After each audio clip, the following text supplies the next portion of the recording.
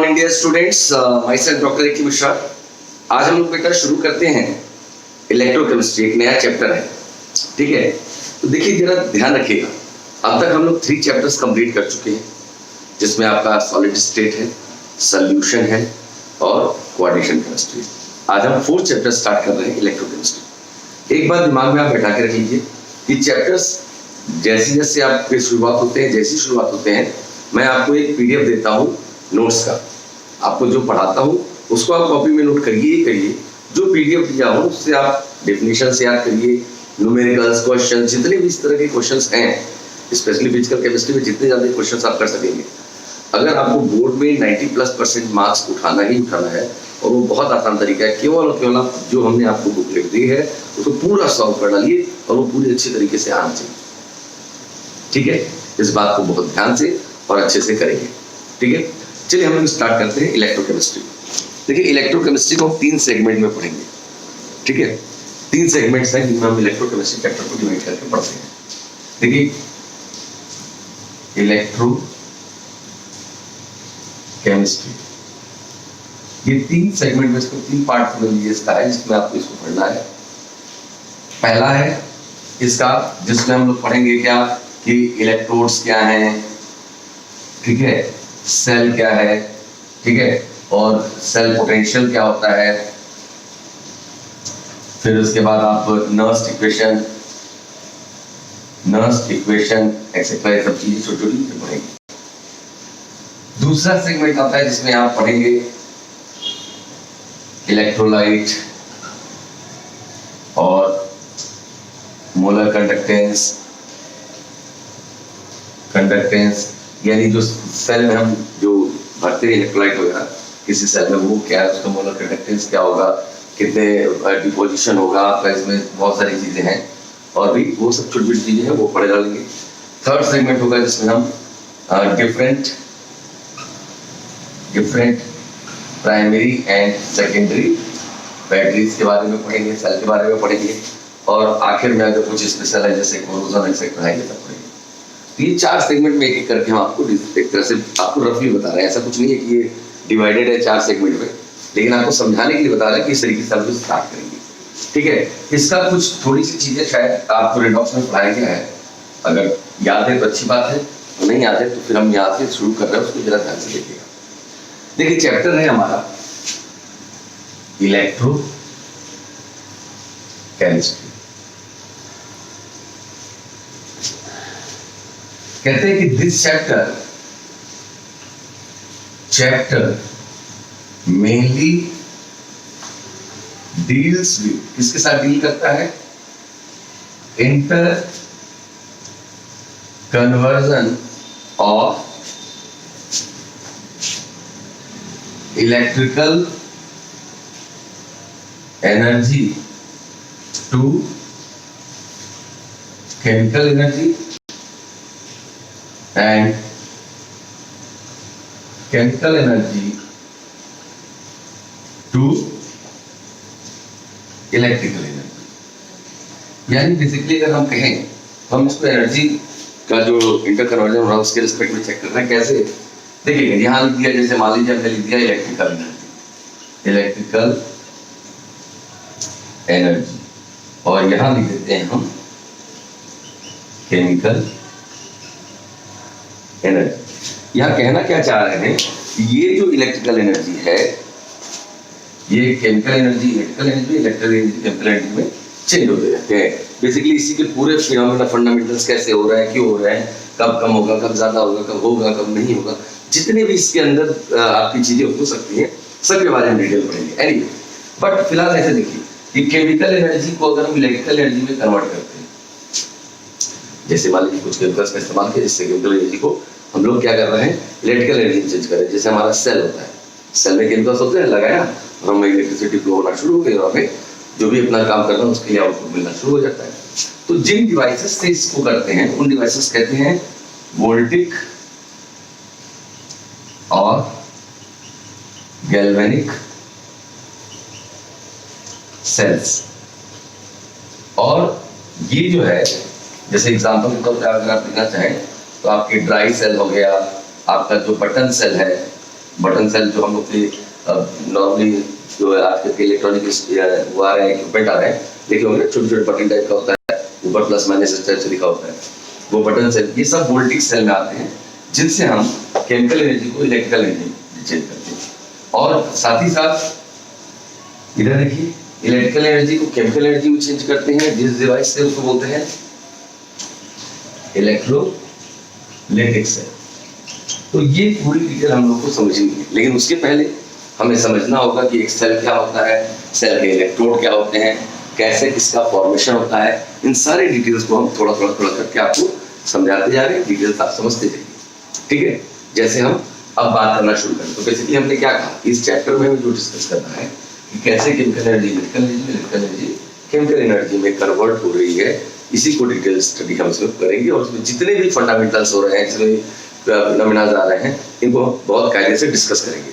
अब आइए हम बात करना शुरू करते हैं एक एक करके क्या क्या चीजें। अगर कभी आप देखे होंगे तो सेल, अगर कोई नॉर्मल वे में आप सेल उठा लीजिए तो आपको सेल में क्या दिखाई देता है, आपको दिखाएंगे सर इसमें एक पॉजिटिव टर्मिनल है, एक नेगेटिव टर्मिनल, पॉजिटिव नेगेटिव लिखा रहता है सेल में भी। ये सब कैसे बनता है, क्या होता है, इसको एक एक करके हम आपको समझाते हैं। सबसे पहले चीज जानने के लिए हम यहाँ एक वर्ड लिखते हैं, हमने कहा आपसे इलेक्ट्रोड। एक इलेक्ट्रोड क्या होता है, बोले when a metal is dipped या metal rod is dipped in its own salt solution। एक मेटल को उसी के सॉल्ट सोल्यूशन में डिप करते हैं तो इसको कहते हैं इलेक्ट्रोड। जैसे हमने सिंपल कहा आपसे कि यहाँ पर हमने लिए इस तरीके से जिंक की रॉड ले ली, जिंक रॉड इन ZnSO4 सॉल्यूशन एक्वस ले लीजिए, तो कहता है इसको कहते हैं हम लोग इलेक्ट्रोड। ठीक, बोले ठीक है सर, एक वर्ड और हम लोगों ने पढ़ा था स्टैंडर्ड इलेक्ट्रोड। ये क्या चीज है, तो बोले क्या कि when an electrode is formed under standard conditions। ध्यान रखिएगा, हम स्टैंडर्ड कंडीशन बोल रहे हैं, STP नहीं बोल रहे हैं, ठीक है ना। स्टैंडर्ड कंडीशन का मतलब यहाँ पर क्या है, यहाँ पर मतलब इससे ये है कि यहाँ पर आपका टेम्परेचर हो 298 केल्विन, जिसको आप 25 डिग्री सेंटीग्रेड कहते हैं, बोले ठीक है सर। और यहाँ पर कंसंट्रेशन जो है वो 1 मोलर हो, ठीक है। और तीसरा बोलता है कि प्रेशर जो है 1 atm हो, एटमॉस्फेरिक प्रेशर हो, इसको कहते हैं स्टैंडर्ड कंडीशन। यानी सेम हम मान लीजिए ऐसे बना रहे हैं इस तरीके से, यहां हमने मान लीजिए जिंक का ही रॉड रख दिया, जिंक रॉड, और यहां रख दिया इसको zinc sulphate 1 molar at 298 Kelvin and 1 atmosphere pressure पे रख दिया, तो इसको क्या बोलेंगे आप इसको कहेगा कोई भाई ये क्या चीज, तो आप कहेंगे it is standard zinc electrode, या आप कहें स्टैंडर्ड जिंक इलेक्ट्रोड बन गया। यहाँ ध्यान से देखिए, नोट कर लीजिए, मैं साइड हट जा रहा हूँ एक सेकंड के लिए ताकि आप इसको नोट भी कर सकें पॉज करके, ठीक है। ध्यान समझिए, तो हमने आपको बताया पहले इलेक्ट्रोड क्या है, दूसरा आपको बताया स्टैंडर्ड इलेक्ट्रोड का मतलब क्या है, ठीक। ओके, अब देखिए मैं यहां से आ जाता हूं, यहां पे आपने देखा होगा हम लोग वर्ड लिखते हैं, अक्सर आप सुनते भी होंगे और पहले भी समझाया है, आज पूरा डिटेल स्टेप बाय स्टेप समझ लीजिए। यहां कहते हैं इलेक्ट्रोड पोटेंशियल, इलेक्ट्रोड पोटेंशियल। अच्छा, सिंपल लैंग्वेज में, अभी हम बहुत साइंटिफिक अप्रोच पे नहीं जा रहे हैं, समझने की कोशिश करें तो हम लोग कहते हैं पोटेंशियल। पोटेंशियल का मतलब हो गया ताकत, समझ लीजिए सिंपल, कि उसकी ताकत कितनी है। अगर हम आपसे ये कहें कि किसी चीज की ताकत आपको नाप रहे हो और कहते भाई इस चीज की ताकत कितनी है, क्या है, तो किसी को ये बताना जो वो हाइट में लंबा है, मोटा है, ताकतवर है, गोरा है, काला है, ये कुछ भी कंपैरिजन करने के लिए आपके पास कोई एक स्टैंडर्ड लाइन होनी चाहिए। भाई किसके रिस्पेक्ट में लंबा है, किसके रिस्पेक्ट में मोटा है, किसके रिस्पेक्ट में दुबला है, मीन्स एक स्टैंडर्ड होना होगा। तो इलेक्ट्रोड पोटेंशियल कहते हैं कि it is the potential of an electrode when it is attached to a reference electrode। किससे अटैच किया जाए इसको? एक रेफरेंस इलेक्ट्रोड से अटैच कर दिया जाए तो जो पोटेंशियल आता है उसको कहते हैं इलेक्ट्रोड पोटेंशियल। मैंने वही बात की, कुछ ना कुछ रेफरेंस लाइन होनी होगी, कुछ ना कुछ ऐसी लाइन होनी जिसके अगेंस्ट आप उसको चेक कर रहे हो। तो कहा कि जब हम इसको किसी रेफरेंस इलेक्ट्रोड के रिस्पेक्ट में करते हैं तो इसको हम लोग क्या बोलते हैं? बोलते हैं साहब इसको इलेक्ट्रोड पोटेंशियल कहते हैं। अब मुद्दा आता है यहाँ पर कि सर रेफरेंस इलेक्ट्रोड क्या है, पहले ये बताइए। तो कहते हैं रेफरेंस इलेक्ट्रोड एक शीट।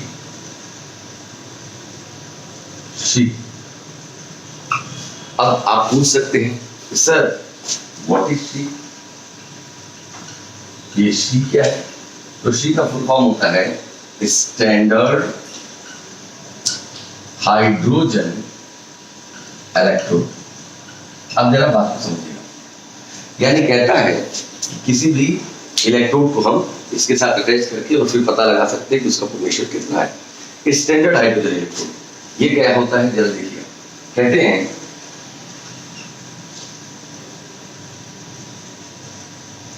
ये इन्वर्टेड ट्यूब है जिसमें हाइड्रोजन गैस फिल्ड है, 1 मोलर HCl का कंसंट्रेशन है।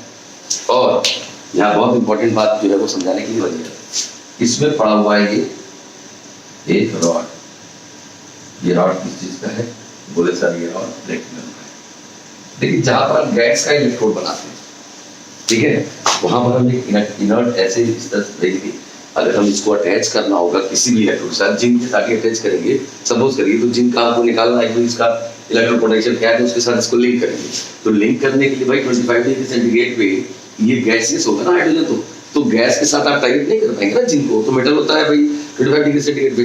तो कहता है ऐसी सूरत में आपने करना क्या है, आप सबसे पहला काम ये करेंगे कि इसको प्लेटिनम डाल देंगे और ऐसे समझिए ये चारों तरफ से इसमें गैस चेंबर में इसमें क्या फिल्ड है हाइड्रोजन, और इसको कहते हैं स्टैंडर्ड हाइड्रोजन इलेक्ट्रोड या शी। अनडाउटली कब हो रहा होगा? एट 298 केल्विन 1 एटमॉस्फेरिक प्रेशर पे इसका कंसंट्रेशन 1 मोलर दिया हुआ है।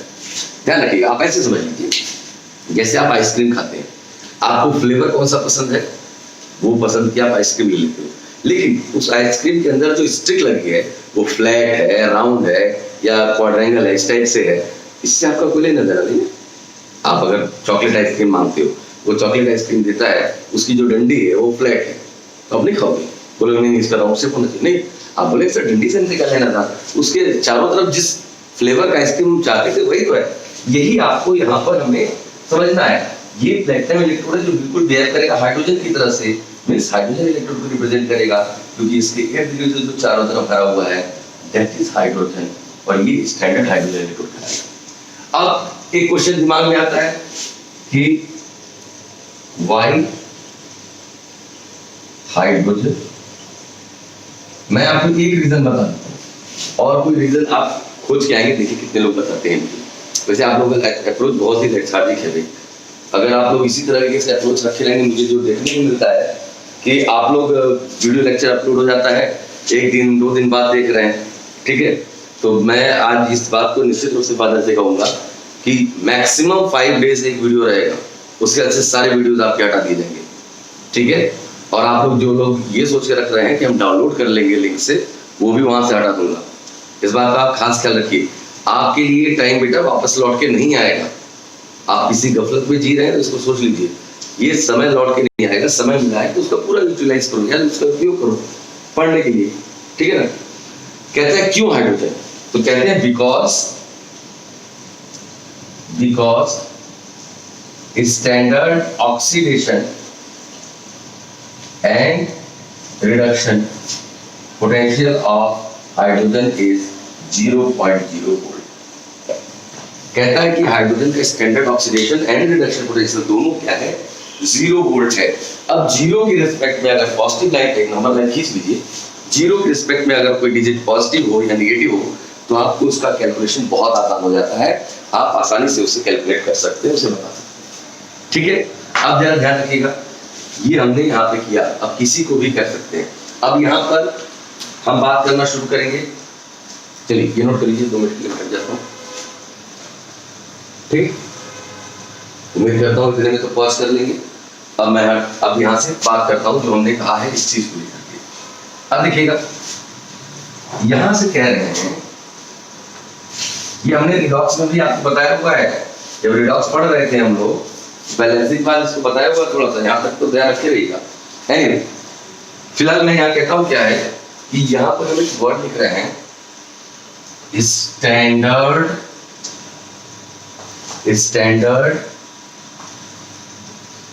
Electrode potential. अभी देखिए पीछे हमने लिखा था पोटेंशियल, इलेक्ट्रोड पोटेंशियल, अब इसमें ऐड कर दिया स्टैंडर्ड इलेक्ट्रोड पोटेंशियल। तो कहते हैं कि it is potential of a standard electrode, standard short में लिख दिया है electrode, standard electrode when it is attached to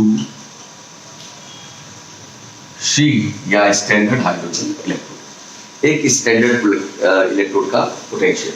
ठीक है, अब यहां पर हम लोग शुरू करते हैं पहला क्या, अब आपको मैं 2 चीजें बताऊंगा, एक हम ऐसे इलेक्ट्रोड को अटैच करेंगे जो शी के साथ अटैच होने पर ऑक्सीडाइज हो जाए, एक ऐसे इलेक्ट्रोड को अटैच करेंगे जो शी के साथ अटैच होने पर रिड्यूस हो जाए। हम यहाँ पर एक एक करके समझाते हैं। यहाँ पर कहते हैं क्या है कि कैसे हम कैलकुलेट करते हैं, क्या है जल्द लिखिएगा, मैं इसको भी बताता। अब यहाँ लिखिएगा, कहते हैं यहाँ पे हम टॉपिक जो कवर कर रहे हैं वो है how to find out standard electrode potential of a standard electrode. किसी स्टैंडर्ड इलेक्ट्रोड का इलेक्ट्रोड पोटेंशियल कैसे फाइंड आउट करते हैं, मैं आपको इस तरह से समझा रहा हूं, इसको ध्यान से समझिएगा। ठीक, मैंने यहां कहा, यहां देखेंगे आप, मैंने यहां पे बनाया हुआ है एक इस तरह से, ठीक, और यहां पर अटैच कर दिया है आपका जिंक है। चलिए यहाँ जिंक सल्फेट का 1 मोलर कंसंट्रेशन ले लिया, ठीक, और इसको यहां पर लिंक कर दिया किसके साथ,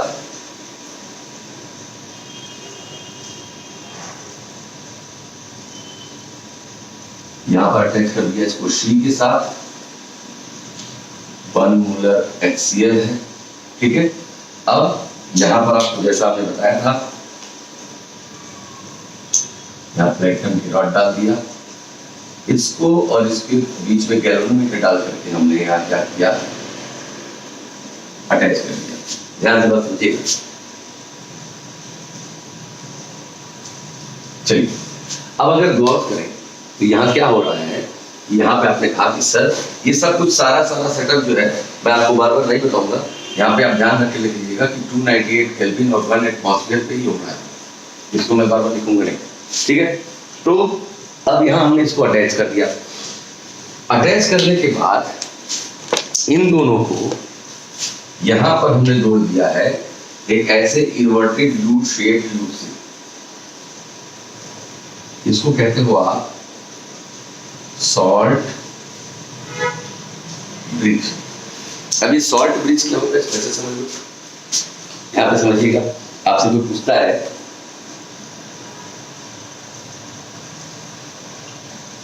सॉल्ट ब्रिज क्या है, तो क्या बताओगे कि It is a U-shaped hollow tube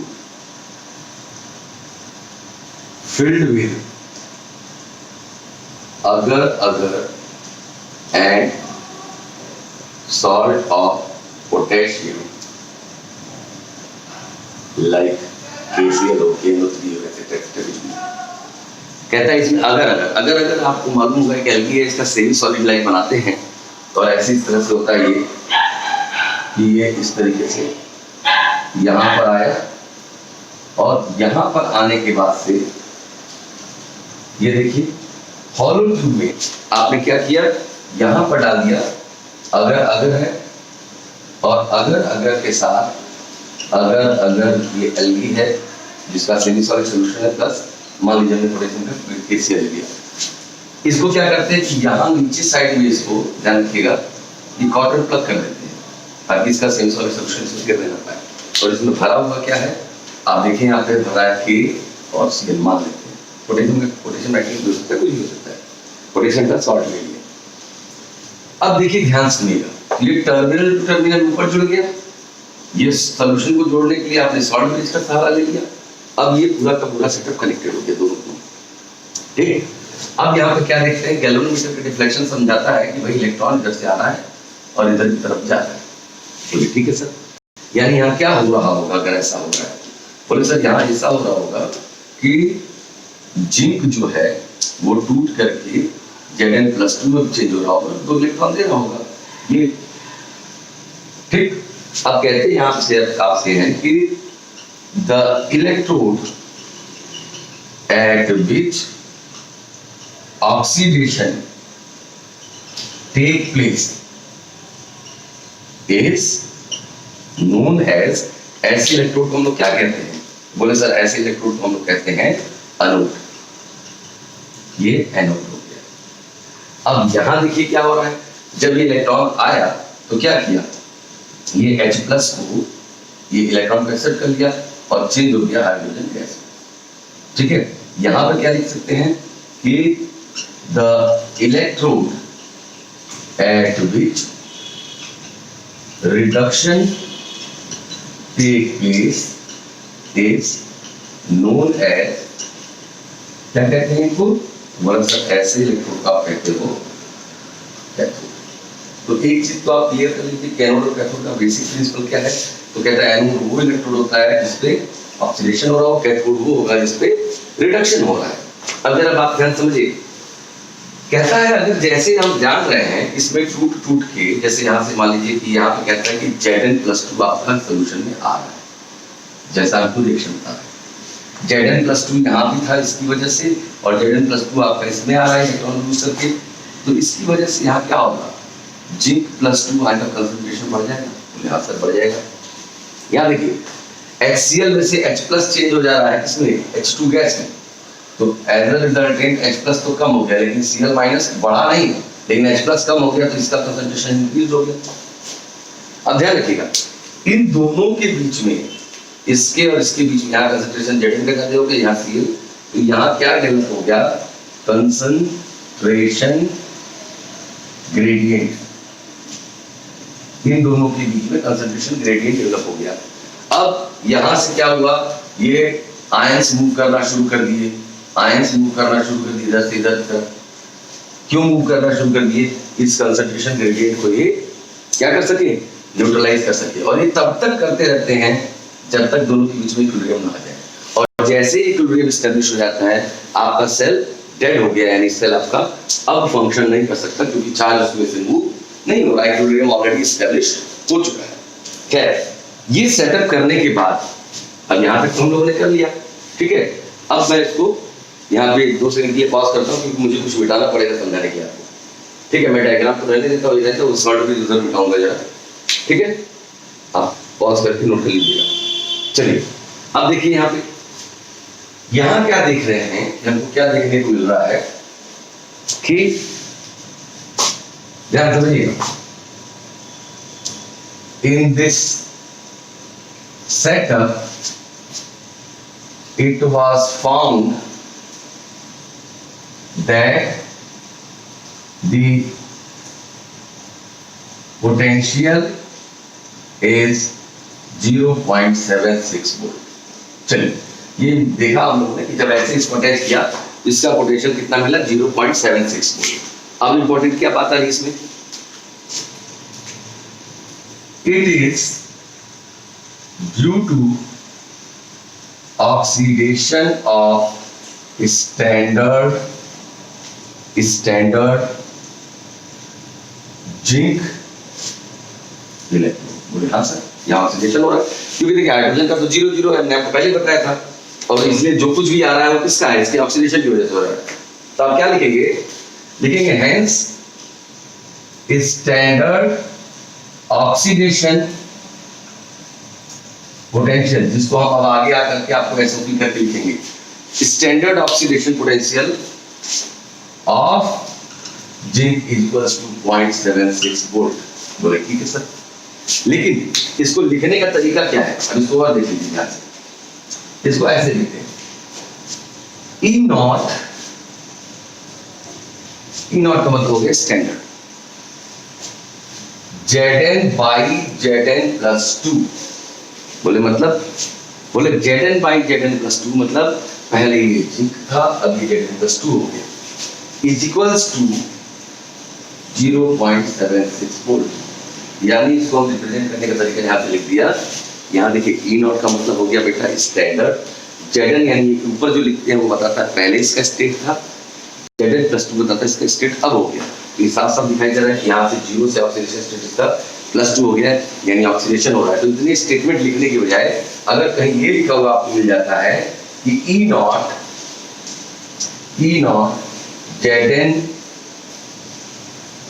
Zn by Zn plus 2 equals to 0.76 volt, तो आप बहुत आसानी से कह सकते हैं the standard oxidation potential of zinc equals to 0.76 volt. 0.76 volt बड़ी आसानी से यहां से आपने लिख दिया। अब क्या है कि हमने कहा था कि सेटअप, अब इस सेटअप को हमने देखा और कहा ये जिंक को तो हमने अटैच किया, तो ये क्या हुआ ऑक्साइड हो गया। ऐसे बहुत सारे ऐसे आपके और स्टैंडर्ड इलेक्ट्रोड होंगे, जब वो अटैच होंगे सी के साथ तो they will go in oxidation. अभी मैं एक एग्जांपल और बताऊंगा जहां पर हम देखेंगे कुछ ऐसे इलेक्ट्रोड होंगे जिनको अगर हम सी के साथ अटैच करते हैं तो they will go in reduction.